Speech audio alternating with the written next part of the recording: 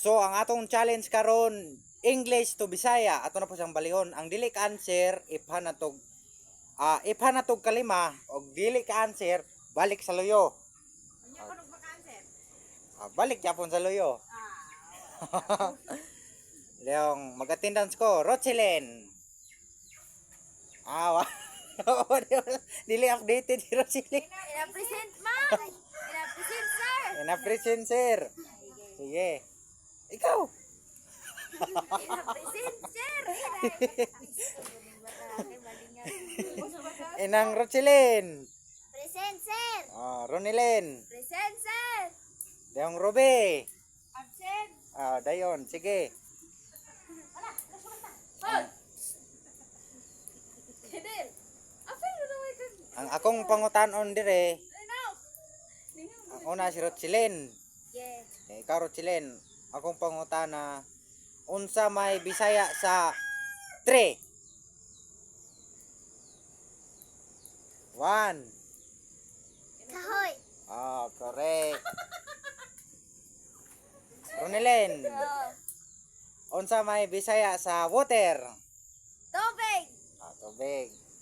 Diyon si Ruben na pod.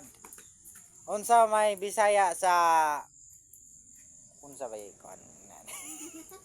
Kuan di ay earthquake. Ligno. Unsa di ay? Ligno. Bro kanay mong naong. Yang si Rochelle na pod. Unsa may Bisaya sa iro? Do.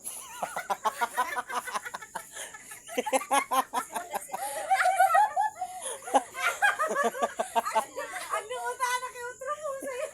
Awag ka laki. Ay, Daya unsa di ay? imo tatong ingnan lin. Aw aw. Bisaya mo si Iro. Aw. Unsa di ay? Kuan Bisaya sa iro? Ina aw aw. 1 2. Dog. Correct. Balik likod. Ay. Si Ronile na pod. Unsa may Bisaya sa bebe? Bata. Correct. Unsa may Bisaya sa corn? Miyas. Mais. Yes, correct. Yeah. Unsa may asiro sila na pod. Unsa may Bisaya sa banana? Nana po. Saging. Saging, correct.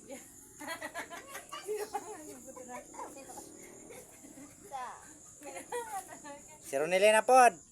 Unsa may Bisaya sa chicken? Manok. Manok. Oh. Si Ruben na pod.